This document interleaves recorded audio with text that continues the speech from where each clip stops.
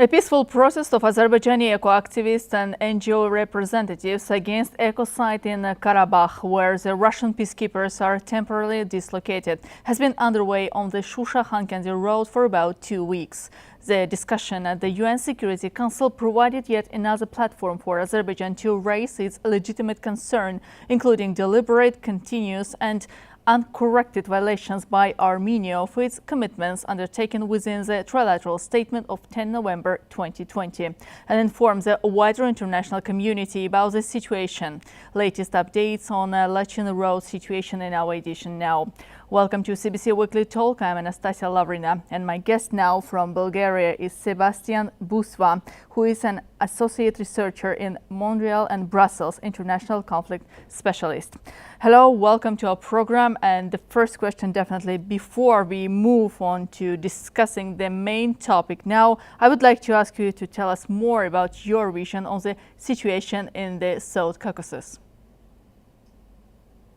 I think that it's very interesting and very important to see and to watch what's going to happen now for the next years in the South Caucasus, because the question and the issue is not just to sign a kind of ceasefire. Now we have, and Azerbaijan and Armenia have to build the peace.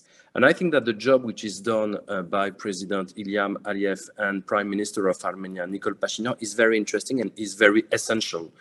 Because first, to get a peace and to get a real, let's say, sustainable peace, you need to have a political process and you have to see all these people going in the same direction. And I think that what is done for now 2 years between Azerbaijan and Armenia is the proof that the two political power want peace and want to do everything to make peace and to make it sustainable and more easy for the societies. Now, the second point is how to reconcile the societies. I think it's very important to support the economy, of course, of Karabakh. It's very important to open the roads, and it's very important to protect now the heritage, a part of this cultural heritage which was destroyed by Armenian occupation. Now it's fundamental to make of Karabakh a real kind of protected area, but a protected area and a safe area. That's why it's very important, first for Armenians to finally give all the mines maps to unmine and undermine all the area, and then after to make everything for Azerbaijan to help people coming back to their native lands.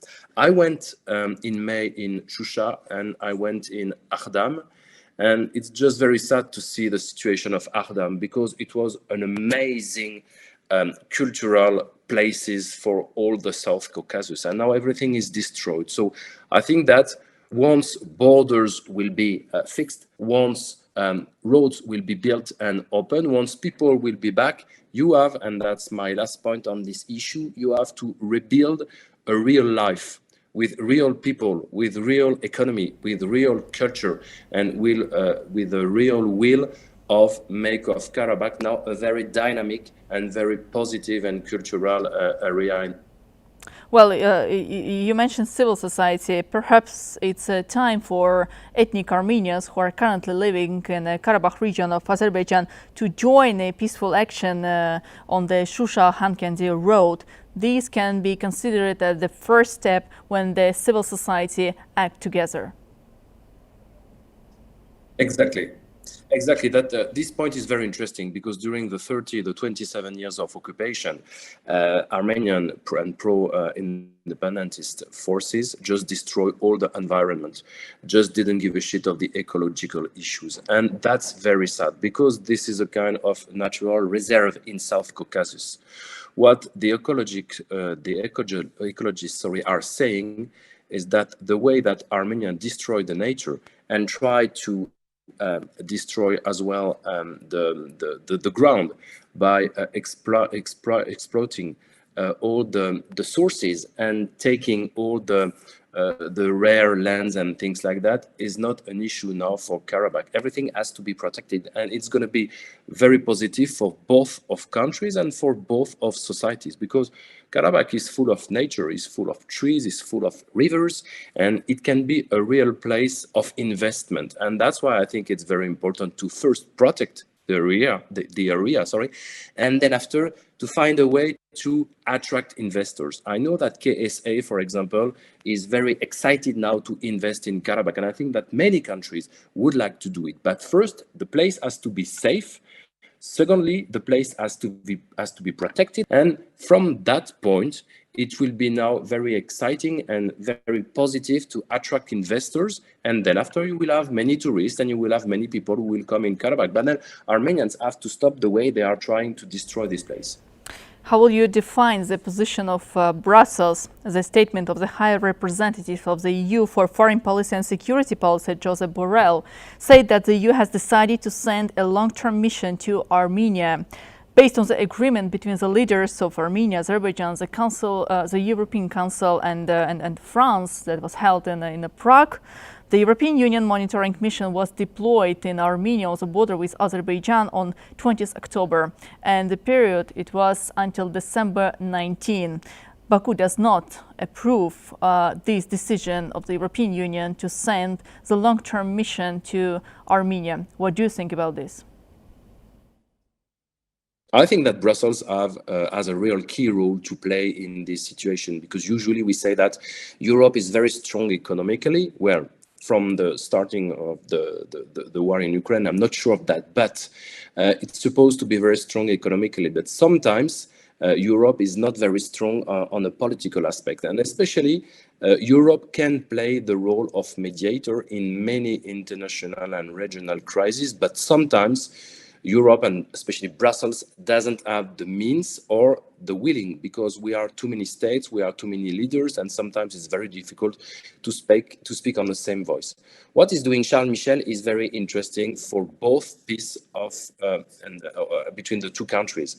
I think that the different rounds of negotiations in Brussels between President Ilham Aliyev and Nicole Pashinyan are going in the right way.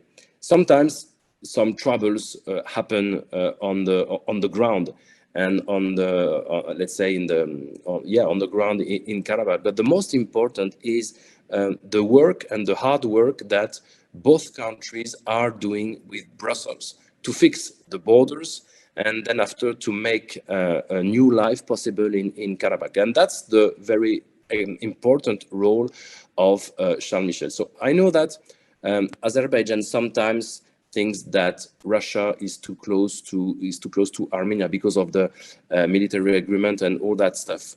And I know that in Lachin there were some problems as well because of the way that Russian forces were trying to say, hey, we are still here, even if it's the war in Ukraine, we are still trying to fix the things. And Russia is, let's say, the key actor of this crisis. I think now that even if Aliyev and Pashinyan met Vladimir Putin in Sochi a few weeks ago, I think it's very important now for Europe to take the advantage of the situation, and because both of these countries want to respect the international law. And I know that Azerbaijan is trying really to separate from history, from past, and especially from Russian influence. And that's a very good way to say, okay, let's give a chance to Europe to fix the peace and to build together the peace, because who's going to invest a lot of money in Karabakh and between the two countries? Of course, Europe. Who is excited by the Azerbaijanese gas? Europe once again. So I think that's a very good thing, the way that Brussels is trying to be a real stakeholder in the situation. Well, yes, Brussels wants to take an active part in shaping the peace agenda in the South Caucasus, to act as a platform for two leaders to meet in Brussels. But what Charles Michel does and what statements Josep Borrell makes, as you can see, are not always beneficial for peaceful development of the agenda in the region. Yes, probably, but I think that you have to go inside the European affairs to know a bit more about that story. There is a little gap between Charles Michel's team and the external service. And I think that this project more of the external service than from Charles Michel. So, it's very difficult sometimes to understand the way that Europe is trying to decide. Sometimes it's good, sometimes it's not good. But I think that even the way that Emmanuel Macron tried to find a solution, especially when there was the launching of the European Conference on Security 2 months ago, I think it's very important as well to give a chance to the leaders. Sometimes in this kind of process, when it takes too much time, all the administration is trying to make a big mess in these stories. But I think that at the end, the leaders, and especially Charles Michel and Macron, will try to get out of this administrative turmoil that is sometimes very, very specific to Brussels and who sometimes blocks all the situations, which is a shame. Well, it's hard to imagine that France will decide to withdraw from the process, because in Armenia it seems the only chance for itself to maintain influence in the region of the South Caucasus. And we shouldn't forget about the Armenian lobby in France, which is quite also powerful, that will continue to destabilize the situation, definitely.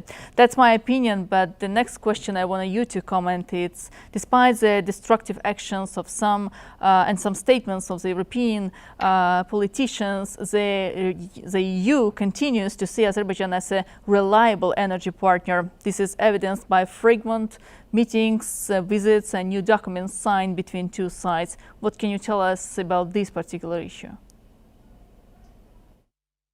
I think that that's very exciting and very important to see the way that now Europe is trying to be less and less dependent of the Russian gas. It was probably too much to be connected to Russia for the gas, and especially Germany, of course. But I think the way that Europe, and I spend my time criticizing Europe because I'm not very exciting of this Europe. I'm very exciting about the European idea, but sometimes this Europe just gets me on nerves. But I think that the way now Brussels is trying to split their different providers of gas between United States, of course, between Norway as well, but Qatar and Azerbaijan is a very good opportunity to improve the relations, especially between Brussels and Baku. Of course, there is a connection because Azerbaijan is in the European Council for a long time. But I think that the way we try to make the relations more and more stronger between Europe and Azerbaijan is a way as well to help Europeans understand Azerbaijan, understand the region, because sometimes for Europeans, South Caucasus is that far. They even probably don't know where to put Azerbaijan and Armenia and Georgia on a roadmap. So I think that now that Ursula von der Leyen, the president of the European Commission, came in last July in Baku to sign this great agreement, is a very good thing for both parties. It's a positive and mutual agreement for both of the countries.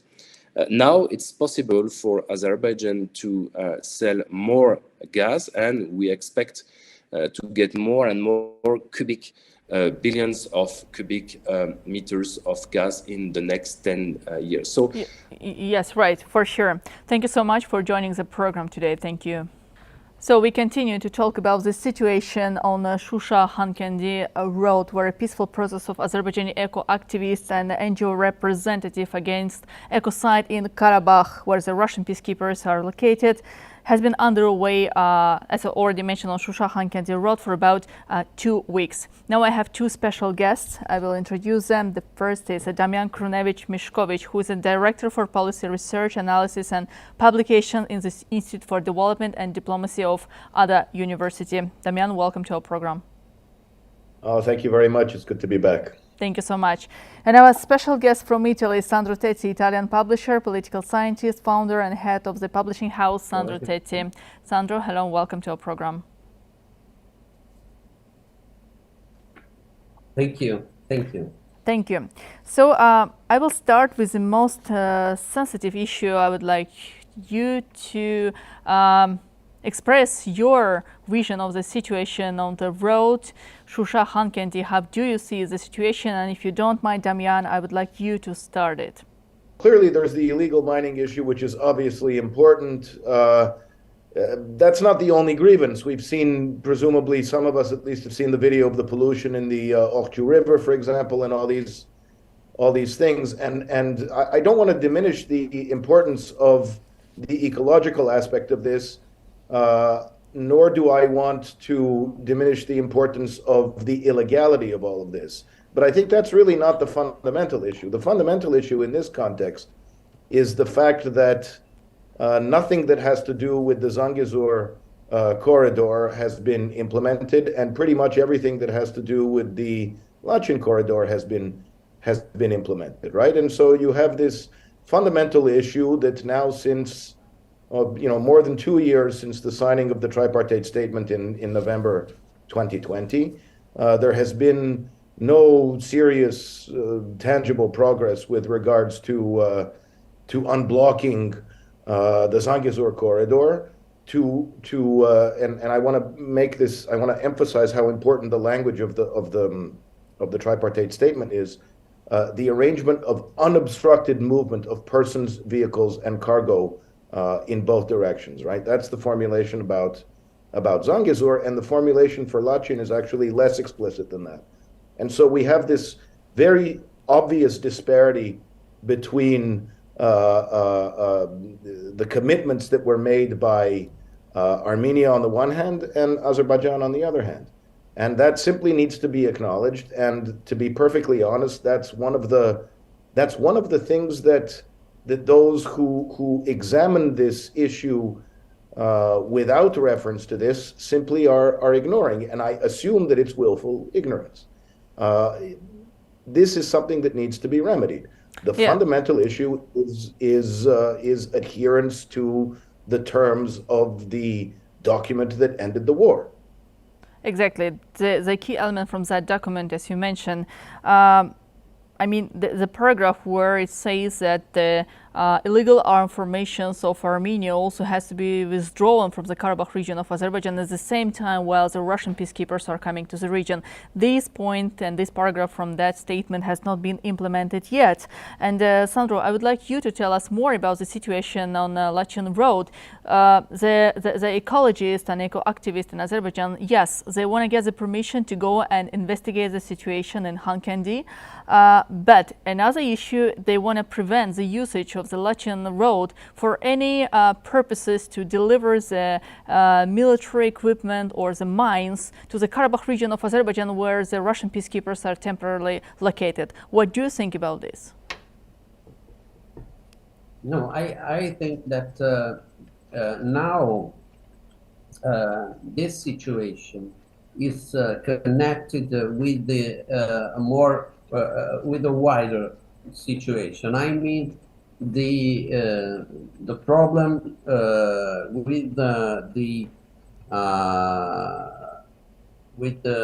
between Azerbaijan and France, and in the last period Azerbaijan and United States, because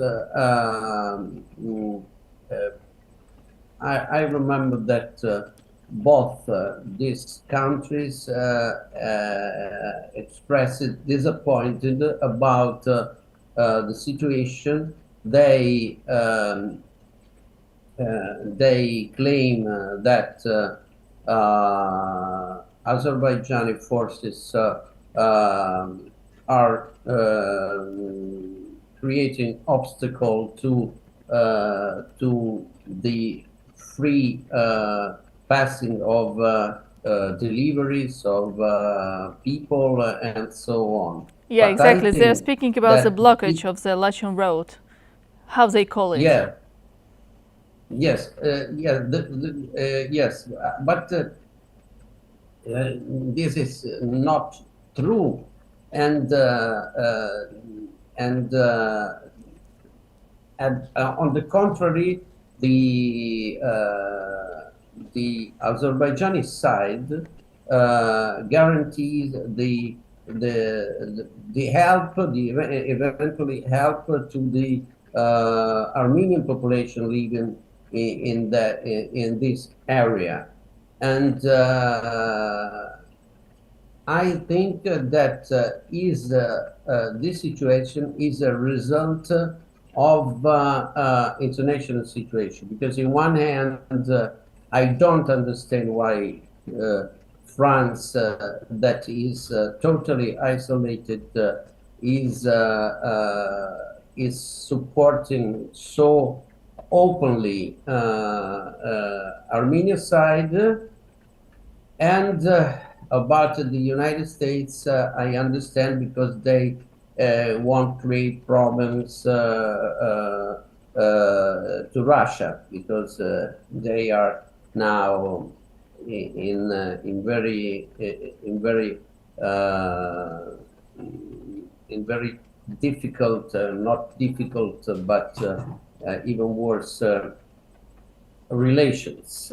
Sandro, And, yes, I understand what about- you are saying, but I wanted you to comment also about the usage of the Lachin road for inappropriate situation, like the deliverance, as I already mentioned, of the military techniques and the mines by Armenia within the last 2 years and even before to the Karabakh region of Azerbaijan. We know that many mines were delivered to the region after the signing of the trilateral statement, which also contradicts to the agreement achieved by the leaders.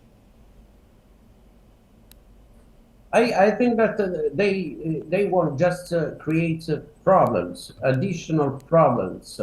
I no other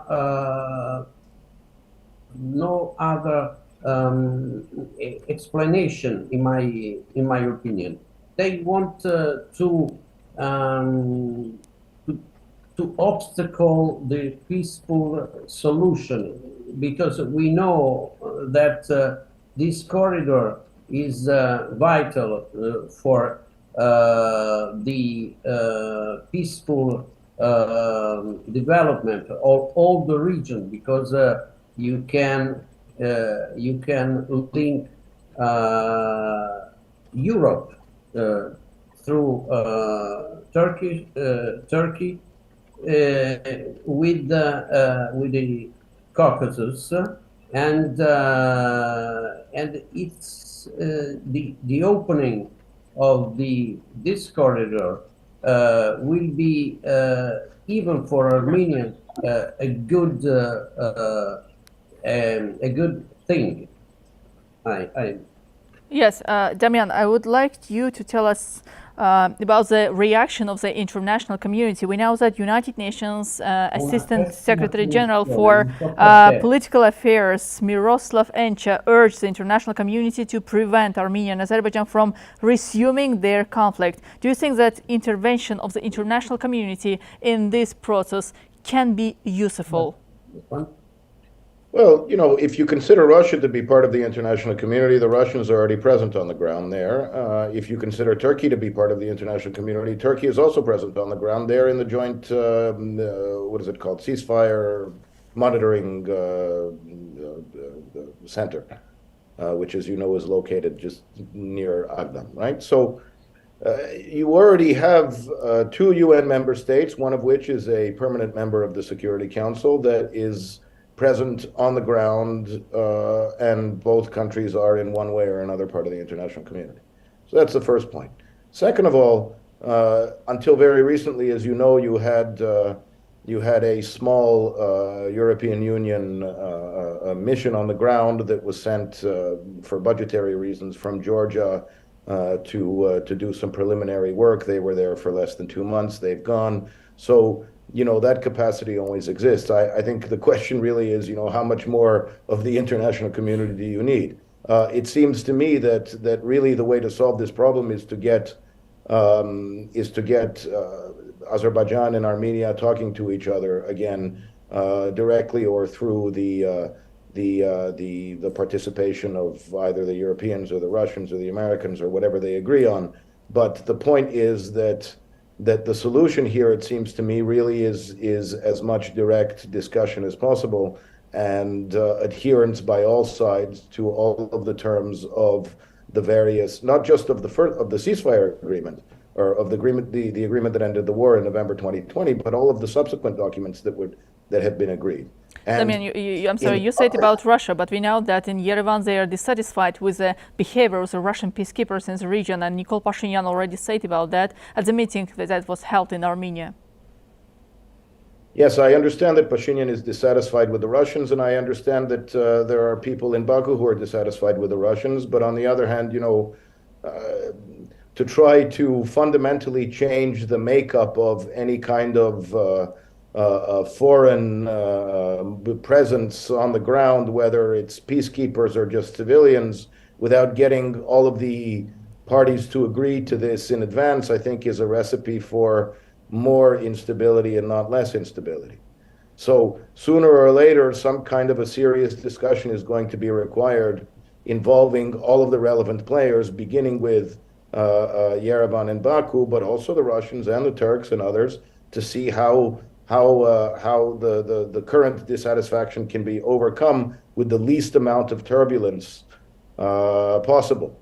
Because if anybody is envisioning fundamental change at this point in the game, given what's going on in other geopolitical theaters, many of which are neighboring geopolitical theaters, I think this is clearly not conducive to a process that could result in success. Damian, can the current escalation of tension and incidents threaten the derailed fragile process achieved within the last months? Well, yes, I think that we have this. I think all of us who are observing this, the situation on the ground, again, in the context of the larger geopolitical developments that are taking place in other parts in neighboring parts of the world and of the region, I think it's disconcerting to hear calls to fundamentally reconfigure the makeup of the international presence. I think that's a stalling tactic, and it's clearly not going to produce the kind of result that all right-minded people, it seems to me, are trying to produce, which is ultimately a comprehensive peace agreement on the one hand between Azerbaijan and Armenia, and on the other hand the normalization of relations between Turkey and Armenia. What kind of advantages do you see from this peaceful action on the road Shusha-Khankendi? One of the advantages which I can mention personally is the fact that the international community can know more about the situation in Karabakh region of Azerbaijan, especially when it comes to the ecology. What else, what kind of advantages we can mention now? For example, in Italy, we speak a lot about Azerbaijan as a very important commercial political partner, but about the problems in Karabakh, in liberated territories, we are very few information. I would like to see that I totally agree with the colleague, the professor of the other university, that the most important thing is to promote a meeting between all the parties. I mean, Turkey, Russia, Armenia, and Azerbaijan, and to try again to convince Armenian to change their mind, to change. To stop they attempt to obstacle the peaceful solution. Damian, I want to talk with both of you about another very important and significant issues to the region of the South Caucasus. Apart from this, we know that the European Union is thinking about Azerbaijan as about a very reliable energy partner. It comes to the green energy, to electricity, to the fuels, and etc. Two sides are willing to sign more documents to think about the enlarging the scope of cooperation, especially in the energy sphere. And the last meeting and the visits exactly shows that not only the countries of the European Union, but also Serbia and some other states are willing to work with Azerbaijan. Talking about your past experience working in Serbia, we can do it next time. Now we don't have much time for this, but I would like you to overall sum up the situation and maybe to tell us more about this particular issue. Sorry, the energy issue. Yeah, look, all of this began, or the latest phase of this strategic cooperation began with the memorandum of understanding that was signed in July between President Aliyev and Ursula von der Leyen, the President of the European Commission. This MOU, that's genuinely historic MOU, it's a political declaration in a way, had three basic elements: doubling the capacity of gas provided to the EU market through the Southern Gas Corridor by 2027 on the basis of adequate financing arrangements, long-term contracts predicated on positive market tests, and all the rest of it. The second provision has to do with the provision of green electricity to the EU market. And then the third is clean hydrogen energy. So let's just focus on the second, because that's the news that happened recently, right? Green electricity is directly relevant to answering the question about the quadripartite deal that was signed last week in Bucharest, right? This is an agreement, again, it's an MOU, so it's a political declaration on essentially creating an undersea or building an undersea cable from the Georgian coast to the Romanian coast, involving four core countries: Azerbaijan, that will produce electricity mainly through wind and a little bit through solar; Georgia, that will produce hydroelectricity. All of this goes into the undersea cable. It ends up in Romania. Romania and Hungary are the two EU countries that will take most of this electricity, this green electricity that is supposed to be produced. There are reports going around that Serbia is interested in purchasing some of this electricity, Slovakia apparently as well, perhaps Bulgaria. President Aliyev in Bucharest talked about a time horizon of 5-6 years, so 2027, more or less. And this corresponds also to another element of this core foundational MOU that was signed in July, again between himself and the President of the European Commission, right? So in 2027, what are we going to see if all of this happens the way it's foreseen to happen? We're going to see the doubling of Azerbaijani gas going into the European Union and the European market in general. And we're going to see now the production of, I don't know, 4, 5, 6 gigawatts of electricity produced by entirely through green means from Azerbaijan and from Georgia, that is going to enter into Southeast Europe, so into these two EU countries and then perhaps some others.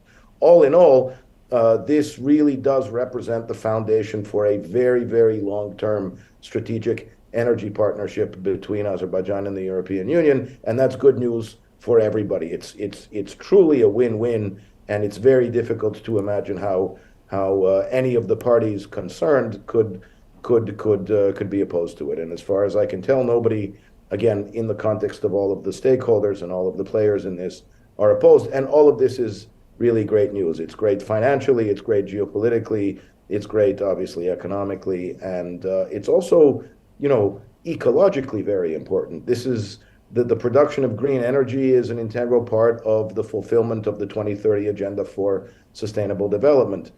This flagship UN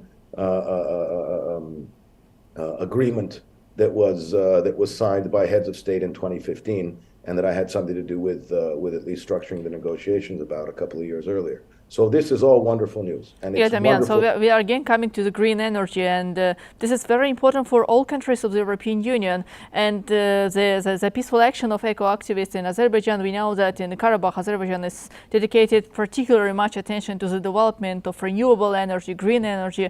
Then the result of these actions, the future coexistence, and the peaceful development of the situation should be in the interest of the European Union, right? It should be. That would conform entirely to EU priorities in the context of all of this, all of these policies and all of this rhetoric that has to do with greening Europe. Absolutely. And just a small comment about the relations between Azerbaijan and Serbia. Taking again into account your experience, I guess you also contributed to what we see today. Two countries are willing to develop and enlarge the scope of cooperation in different spheres, and energy is one of these. Well, I'm proud to have had something to do with the establishment of the strategic partnership more than a decade ago, but let's not talk about the past. I think that the recent visits by President Aliyev to Serbia and then the reciprocal visit by the current president of Serbia to Azerbaijan a couple of days ago shows that there really are three basic areas of strategic cooperation between our two countries. The first is defense cooperation. The second is energy, and the third is trade. Apparently, the president of Serbia said at the end of his visit here a couple of days ago, he spoke of establishing a direct flight by Air Serbia between Belgrade and Baku by the end of 2023. Let's see if that happens. It would be, of course, magnificent if it in fact were to happen. But if I can focus on defense cooperation for a second, this is actually very important because again, based on the public reports and the reading of the speeches that the two leaders made, the idea here really is to strengthen that cooperation. Both sides learning from each other, both sides looking at the best practices in terms of producing various types of armaments and weapons, and then coming together to build something new, or at least to improve on existing products that both countries have, and then to place these sorts of products in third countries. I think that's a very interesting development. Obviously, the energy aspect is very important. Serbia had previous opportunities to join the Southern Gas Corridor. This was not done for reasons that we can discuss another time, but clearly there is now a recognition that for Serbia to get in on the doubling of capacity of the Southern Gas Corridor is in its national interest, and obviously that's the case. There is going to be an interconnector that is scheduled to be completed by the end of next year between Bulgaria and Serbia that will take advantage of Azerbaijani gas that's going to go through the Southern Gas Corridor. Fantastic, and there's room to grow there. And obviously the trade numbers, I think that both sides recognize that these numbers can increase, and hopefully they will, because there's a lot of compatibility between sort of the supply and the demand in various sectors of the economy of both countries, and I think that could be advantageous to everybody concerned. Right, Sandro, I have the final question to you, also about energy partnership, because you are staying in Italy, and Italy is one of the leading countries in the European Union, which is willing to develop the partnership with Azerbaijan in many different spheres, and particularly in energy. So what kind of perspective do you see when it comes to green energy, to the fuels, and any other spheres of cooperation?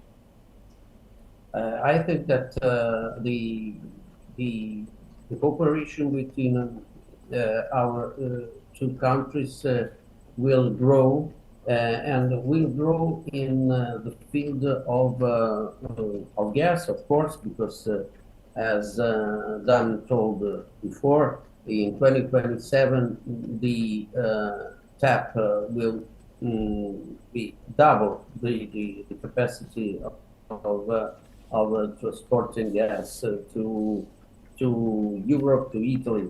But I know that a lot of Italian companies are interested in investing in wind energy and solar energy in your country.